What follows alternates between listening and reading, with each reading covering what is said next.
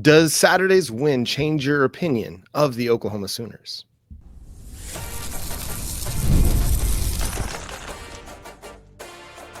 You are Locked On Sooners, your daily podcast on the Oklahoma Sooners. Part of the Locked On Podcast Network, your team every day.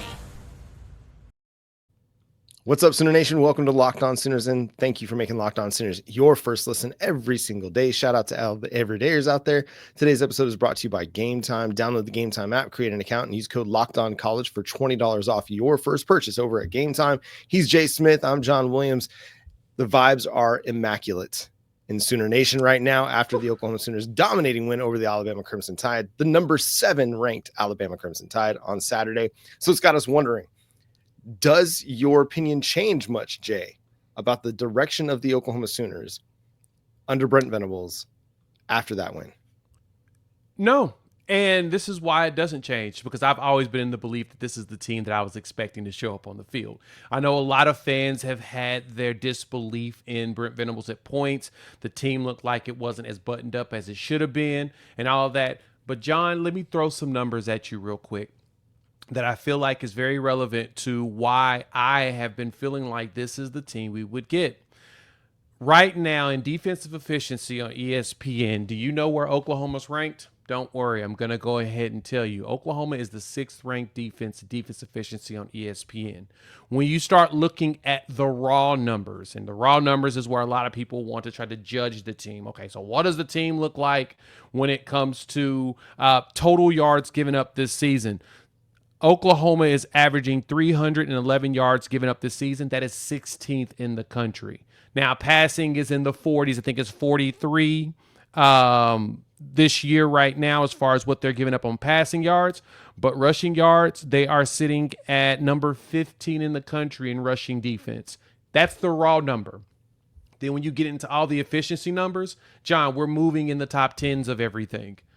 This is what we were expecting out of Oklahoma with Brent Venables. On top of that, the physicality we saw on the offensive side, the blocking, the pushing, the moving furniture, as I talked about yesterday, we saw a bunch of it. And so to me, this is exactly what I expected out of a Brent Venables coach team long term. And we've gotten there, luckily, right before the season ended. Yeah, I think if anything, it reinforces your belief that Brent Venables can develop a team that can compete in the SEC. Yeah. The biggest issue is that we have an offense that ranks number 92 in the nation in scoring. That's not going to do it. And so that what I'm saying is part of the reason that they're sitting at 6-5 right now, as opposed to 8-3 with one game left, or 9-2 with one game left, is because the offense, and a lot of it because you dealt with a ton of injuries. You dealt with a ton of injuries along the offensive line. I was having a conversation about this just last night where, not only was it your 5 wide receivers that were down, it's your offensive line that is down projected starters. And that was starting at the beginning of the season. You had a lot of guys that were banged up, dinged up, and so they never got a chance to build the continuity. Well, what have we seen over the last month? As you settled into a offensive line with Logan Howland, Heath Ozida, Troy Everett, Fodje Wiwu, and then Spencer Brown, Michael Tarkin, Isaiah Autry-Dent at right tackle, there's been some continuity developed. There's been some chemistry developed, and the offensive line has played much, much better as they've gotten a chance to develop. So as much as we've dealt with injuries and as much as we've dealt with inconsistencies on the offensive side of the ball, it's gotten better as the season has gone along. Now you're still down a bunch of wide receivers, and that's why the passing game hasn't really had a chance to take off. But also, as your inexperienced quarterbacks have taken care of the football, it's put your team in a better position to win football games. And so, like, the thing that we can feel good about is that this team continues to fight. It would have been so easy for this team to quit after the way the Missouri game went down. It would have been really easy. You had a lead, you lost the lead, it was tied, and then you gave up the lead. Yeah. It would have been so easy to just shut it down for any of those guys. But that's not the culture of this football program. The culture of this football program is they're going to fight until the very last whistle of the game, the very last whistle of the season. And that's what we're seeing them do. Even in the South Carolina game, right? It got away from them in 5 minutes. And it could have been one of those games where they just all shut it down. But they continued to battle, continued to fight, and that they didn't get back into the game, but you saw the fight and the determination of the defense to try and keep them in the game. You saw the offense trying to do something and just not being able to. But it's just Yeah. gotten better and better every week since that South Carolina game. Yeah, they care. You can see the care and you can see the culture. And that's what a few people even pointed out before. They're like, it's amazing to see that a 5-5 team like this played out there with that much care. And even kind of one of my buddies of mine had made mention of this when we were talking about it. He said, you can tell that they not only were fighting for each other as teammates, but for Brent Venables and everything he's going through with his wife, Julie. You can see that they're building themselves as a family. Like, it's a true family environment.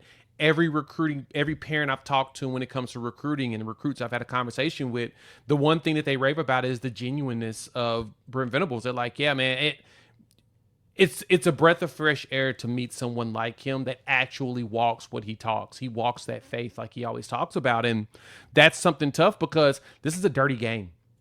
Recruiting is a dirty game. College sports is a dirty game. It's all about the money, regardless of, and it's not even the kids. It's the adults in the room that's focused on the money. And so it's hard for, kids to be able to filter out who's being real with them, who's being not.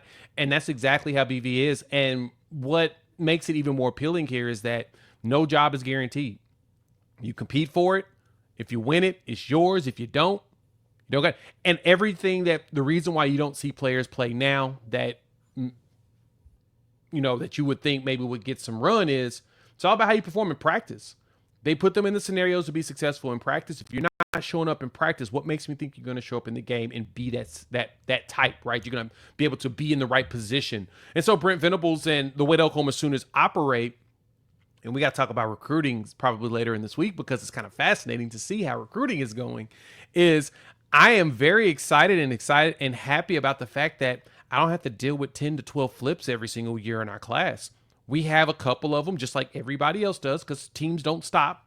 They don't stop pursuing players regardless if they're committed or not. But that policy that BV has in place is there specifically for this. If you're in, tell me you're in. If you're not, we're just going to go recruit somebody else. We're not going to pull your scholarship unless you do something shady, but we'll just go find somebody else. And the beauty of it is that it leads to kids saying, no, this is my word. I'm here. I'm not going nowhere. And it's a done deal. And they'll invest in return. This coaching staff will invest in you in return. It's the developmental part of this thing. This team is developing. You're seeing guys break out like an Eli Bowen and a Jayden Jackson. I mean, Jayden Jackson, Cole Kubelik, who covers the SEC for SEC Network, called Jayden Jackson the best defensive tackles in the country, one of the best in the country. That's a true freshman right there.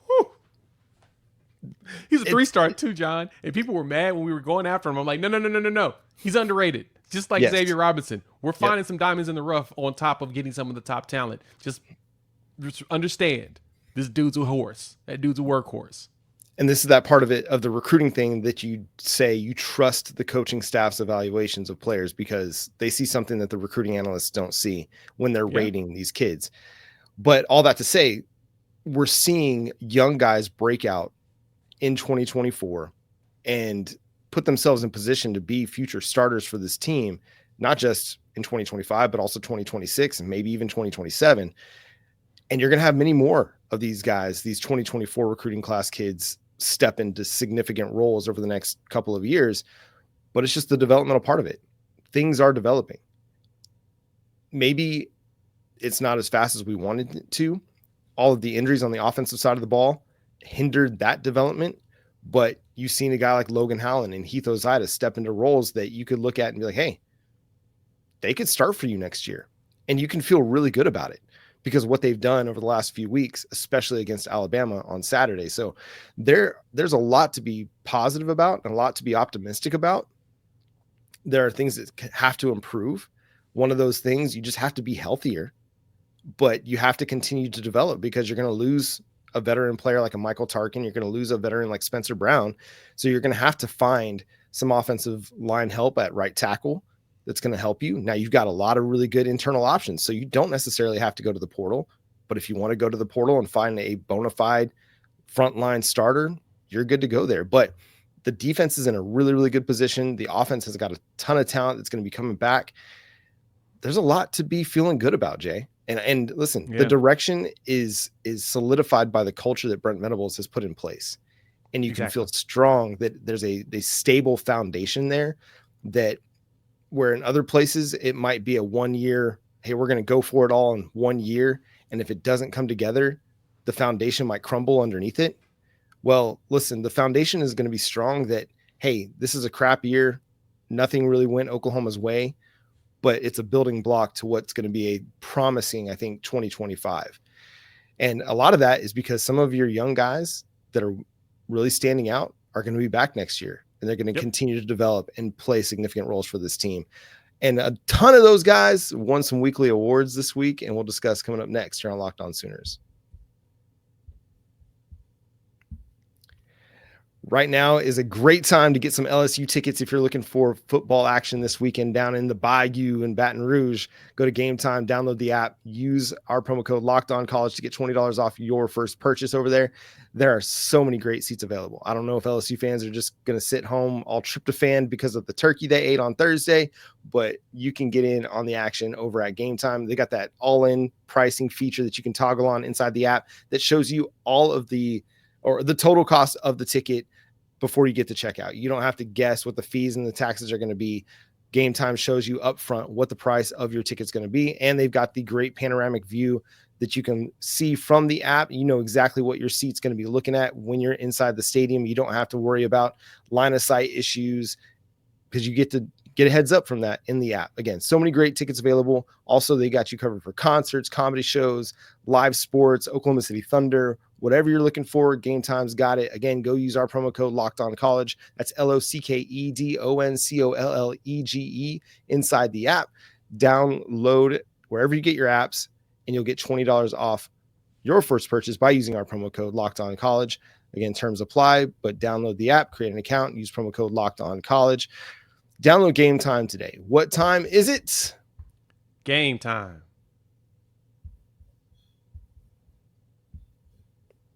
Again, thanks for making Locked On Sooners your first listen every single day. Shout out to all the everydayers out there. Tune in and subscribe to the show wherever you get your podcasts. We're free and available on all podcast platforms, part of the Locked On Podcast Network, your team every day. So, Jay, we had a number of players win weekly awards from the SEC. Let's start with Fodje Wiwu, the right guard that I think his nomination is kind of a unit nomination. Obviously, he played really, really well, but that whole offensive line played really, really well. Also, SEC, what you doing? Why you got to do my man like that? I don't know if y'all saw the worst. I don't know if y'all saw the post on social media, but they used arguably his worst moment in the game where it was on an Xavier Robinson, that goal line touchdown, but he just got blown up on the play. And listen, it happens. It's going to happen from time to time. But otherwise, the dude played a great game. And he's one of those guys that could be back for you next year and be playing at right guard and has gotten better and better all season long.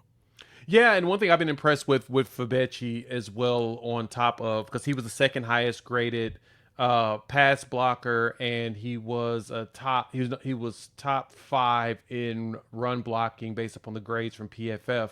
So he had a really good game. Like pass blocking, we did really good as far as blocking out there with Logan, both of our tackles, as well as Fodje was doing his thing. But that one is hilarious that of all ones to pick, you pick the one where he just had no success. But you're right. This line, just as a unit, did so well moving furniture in this game that you were just thoroughly impressed that they were able to do it. In this game, John, we gave up 4 hurries, and that's it. That's it. So Alabama was credited with the sack. When I did my rewatch, I found the exact time when that sack happened. It was when Jackson Arnold ran out of bounds.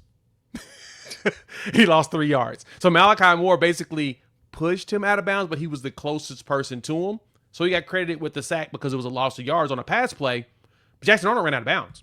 Yep. He wasn't tackled. He didn't fall. He just ran out of bounds, and Malachi pushed him over there, and he just stepped out of bounds, and then went back on the field. So I was like, oh, okay, so that's what the credit for the sack was. And so when I looked it up, PFF did not credit any of our players with giving up a sack because we didn't. Which is crazy to say. We gave up 9 to South Carolina and 10 to Ole Miss. We gave up 4 hurries the entire game. And so they did everything you needed as far as blocking goes. And I was impressed and Fodje getting that award was definitely an accumulation of what he's been doing. My favorite part about him, though, too, is he had to come out for a drive. I'm not sure why, but he ended up having to come out the game, and EPL came in. And EPL, of course, he's out there moving furniture. He's got those dudes moving around. He's pushing them. And there was a timeout in there. As soon as you went from that timeout to the sideline, you see Fodje hyping up EPL, pointing out things he needs to do, but he was up there encouraging his teammate who came in to take his spot for the moment. I was like, okay, that's impressive that you recognize and had the foresight to realize I may have lost. I came out for whatever reason, but no matter what, we need to win as a team. And I just love the way that he showed that team effort. Yeah, it's one of those situations where it's like, hey, I'm not going to pout. And that's a beautiful thing, man. When you have a good team culture, guys don't get like that when they have to come out of the game. They continue to encourage their teammates. Xavier Robinson won freshman of the week for 107 yards on 18 carries, and just had another great game, man. The dude, I mean, he got overlooked by some other people, but the SEC recognized the work that he did. 4 catches for 20 yards, 2 touchdowns on the day.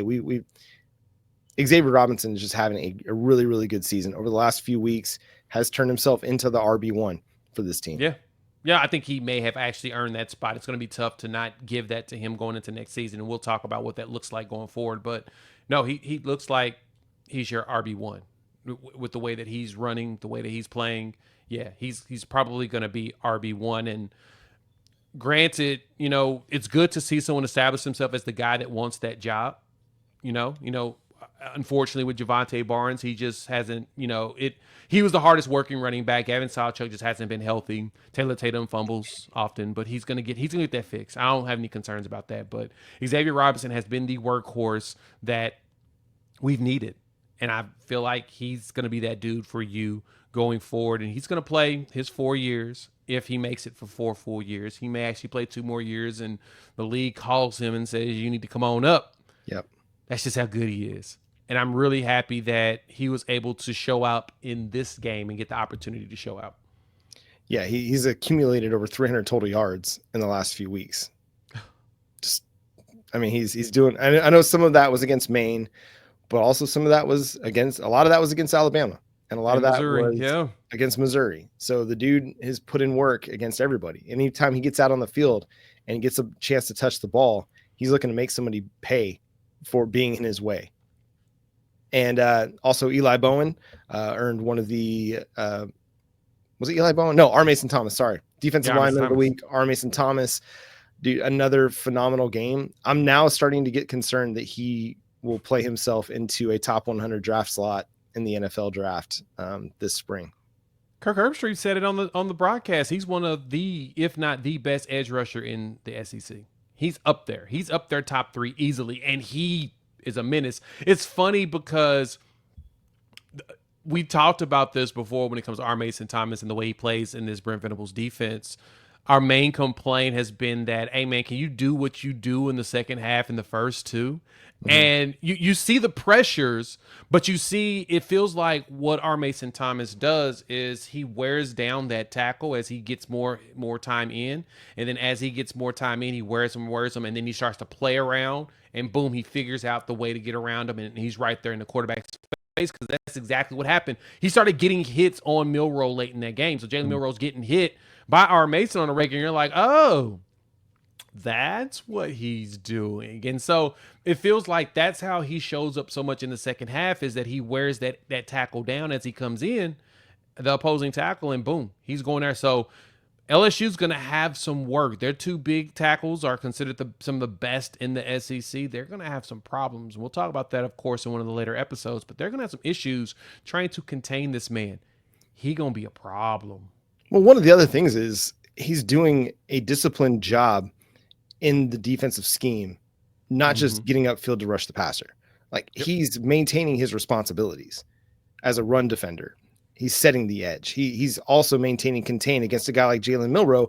It could be 3rd and long in the first half, but Jalen Milroe is still a threat to run on a quarterback draw or a quarterback power. And so, yeah, it might be 3rd and 10, but I've still got a responsibility to maintain contain so that Jalen Milroe doesn't get outside of me on my pass rush. So like the early game stuff, listen, I get it, but there's so much more to playing defensive end than just rushing the passer. You've got responsibilities beyond that. And what I think we're seeing in the second half, especially as you get into the fourth quarter, when teams are now forced to pass, R. Mason Thomas can flip the switch and say, all right, let's go get him. Let's just get after it. And when he can flip that switch and it is an obvious passing situation, there are a few players as good as he is about creating pressure on the quarterback and just creating havoc. He's so good, man. And I'm glad to finally see it, because for 2 years, right? And maybe not so much in the 2022 season, you didn't predict the breakout, but you saw the flashes in 2022. And then in 2023, he was injured a lot. And so you didn't really get to see the culmination of those flashes from the year before, but now you're seeing it. Now he's been healthy all year. He's been able to put together game after game after game. Now he's got 8 sacks on the season. He's got 11 tackles for loss. I mean, the guy just continues to get better and better all the time. And I mean, yeah, it's going to be a good challenge for him this week against LSU, but he's shown that he can be up for the challenge. LSU, they like to throw the ball a lot. You're not going to have to worry necessarily about Garrett Nussmeier running as much, but you're going to get a lot of opportunity to see R. Mason Thomas against those two really good offensive tackles. It's going to be a great, great matchup, great theater on television if you like watching offensive line, defensive line play. Danny Stutsman, another dude who just continues to establish his greatness for the Oklahoma Sooners, led the Sooners to that defensive victory. We'll discuss him coming up next here on Locked On Sooners. Get ready to tackle the NFL action with FanDuel, America's #1 sports book, because right now new customers can bet $5 and get $150 in bonus bets if you win.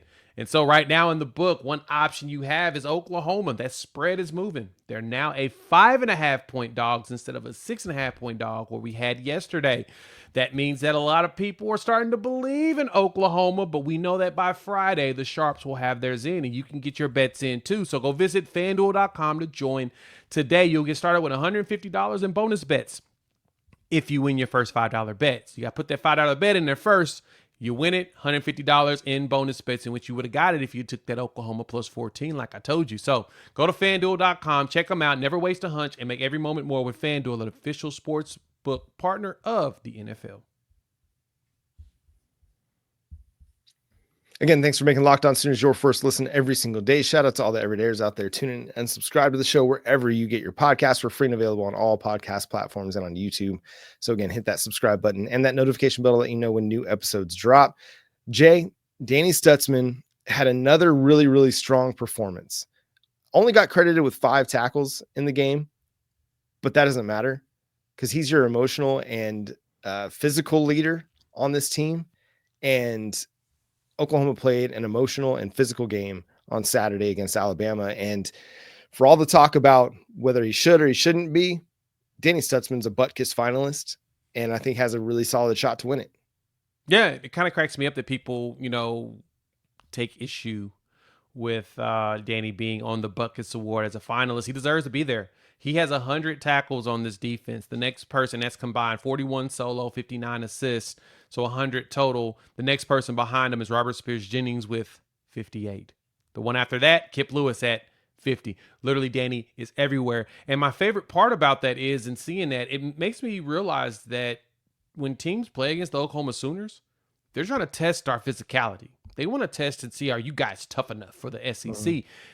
And we've shown it by having one of the top SEC defenses out there, one of the best in run efficiency in the country, not only in the SEC.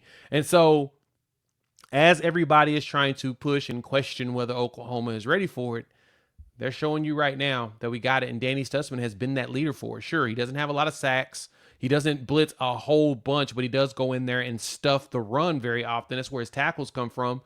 And when he's out there a little bit in coverage, teams are not going directly at him as much, or they're going super short where he can go in and get the tackle. Mm-hmm. You're seeing that. At some point, John, I can smell a pick six out of Danny Stutsman coming during this LSU game. I was thinking that earlier this week, actually, that Danny Stutsman just is due for an interception, whether it's a pick six or not. He's due for one. And then, listen, I get Texas fans gripe that Anthony Hill is not included on the finalist list. He's had a great season. It's fine. He's also played 120 fewer snaps than Danny Stutsman has this year. Like, that's what, 2 games worth of snaps that Danny Stutsman's played more than Anthony Hill. And listen, that's going to account for some of the tackled numbers, but at the same time, they're being asked to do two different things. Anthony Hill's being asked to rush the passer a whole lot more than Danny Stutsman is. And that's going to create more opportunities for sacks. But listen, this is Danny Stutsman. He's done everything right for this team over the 4 years that he's been in the program. Even though the true freshman season under Alex Grinch, played in a rotational role. And then when he got the opportunity in 2022, he stepped into a starting role and played nearly 1,000 snaps for this Brent Venables defense in year one when they had zero depth. They had nobody that they could really rely on. And so he and David Agwebu, sorry, I almost said David Agwebu. David Agwebu and Deshaun White, those guys, they all played almost 1,000 snaps on the season. And then, when it didn't go well and that defense was terrible, he just stuck with it. He trusted the process, right? He trusted the developmental process, the recruiting prowess of Brent Venables, and he continued to get better, and he continued to lead this team on and off the field. And then when he came back for his senior year, when he probably could have gone and been a top 100 pick at the NFL level, maybe even a top 50 pick at the NFL level, he came back to lead this team 1 year in the SEC. And whether he wins this award or not, whether he wins the Butkus or not, he's going to go down as one of Oklahoma's most influential, impactful linebackers of all time. Yep. And I know it's crazy to say, given that we've got Butkus award winners like, Brian Bosworth and Rocky Calamus and Teddy Lame, and you got guys that went off to have great NFL careers like a Curtis Lofton, but he's going to be remembered in that same echelon just for everything he's given this team over the course of his 4 years in the program. Yep. And he has opportunity to be the next Kenneth Murray that we got out there, right? Kenneth Murray's out there doing it in the NFL today. He can be that next guy. We've had some talent that's come through here, especially at the linebacker spot, because we have some really good linebacker coaches. But Brent Venables has shown, it's funny because on that Butkus list, you had two guys that Brent Venables had coached. You got Danny Stutsman, you got Barrett Carter over there at Clemson. Barrett Carter is one of Brent Venables' boys. Same thing with Stutsman. Now Stutsman has grown underneath Brent Venables. You got those two. Hey, BV has shown that he knows how to coach linebackers. He's got two dudes in the conversation for Butkus. Not very many people can have that. And so the expectations when Danny hits the league, man, he's LB1. Teams want him already. He's already been talked about. He's already mocked in the first round. So we just cross our fingers and toes it maintains, but it looks like he's going to end up being a first rounder, and Brent Venables is going to have another player, another feather for his cap to say, yep, put another linebacker in the league like that. But the beauty of it too, with his legacy and the way that he's played and his leadership, the guys behind him look like they're ready. Kip and Kobe, they look like getting to that point. I see it. Kobe be out there moving people around, shifting bodies. Kip does the same thing. And it's like Danny's like, all right, I don't need to do all that. I'll call the play, do what I need to tell, point it to them, and then they go and they move bodies around. And it's like you see the leadership just gravitating down to where next season, be afraid. That linebacker room is going to be nasty. Yeah, it's been really, really good the last couple of years, and they continue to develop. And I'm excited to see what Kobe McKenzie's going to do when he takes over Stutsman's role, because I think he's got all the talent in the world to be an impactful linebacker in his own right. It's just a matter of getting those full-time snaps. But this team is going to miss Danny. Like, they'll miss Danny after this season because he's been such an important leader for this team over the last several years. I mean, the growth of the defense has coincided with the growth of Danny Stutsman. Both have occurred at the exact same time. And how different would this team look if Danny Stutsman decided to transfer after Lincoln Riley left, or after that bad 2022 season? Yeah. He's evidence right there that sometimes just trying to bail on a bad situation, or I don't even say a bad situation, but like negative circumstances, maybe the best way to put it, right. Just things not going well, just bailing after one bad season or bailing after a coach leaves isn't always going to be the best way forward for a player. Sometimes sticking with it and understanding, hey, what could change? What could this new guy do for me?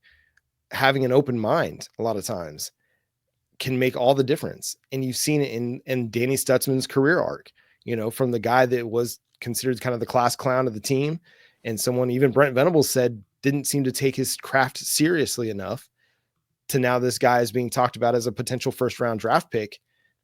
I don't know if we would have said that about him 4 years ago at this time in the 2021 season or at this time in the 2022 season. Right. A really good player, solid player, was going to get drafted, but I don't think we would have said this about Danny Stutsman back in 2022 of November. But he's continued to work, he's continued to develop, he's continued to get better, and he's proven, not just to the Oklahoma Sooners, but he's proven to the NFL that he's a guy that you can make the leader of your defense, the captain of your defense, and he's going to rally those guys both from an emotional standpoint and just from a on the field, follow me physically as we go and do work every Sunday. So I'm excited to see where he ends up getting drafted and who he can make a big impact for at the NFL level. But that's going to do it for today's episode of Locked On Sooners. Thanks for tuning in and subscribing to the show. We are free and available on all podcast platforms and on YouTube. So hit that notification bell to let you know when new episodes drop. Follow Jay at Unfair Sports. Go check out his channel, Unfair Sports. Follow me at John 9 Williams and read my work over at Sooners Wire, covering the Oklahoma Sooners every day. And the show is at Locked On Sooners on all the social media platforms, TikTok, Instagram, Facebook, and Twitter. But until next time, he's Jay Smith. I'm John Williams. Boomer. Sooner.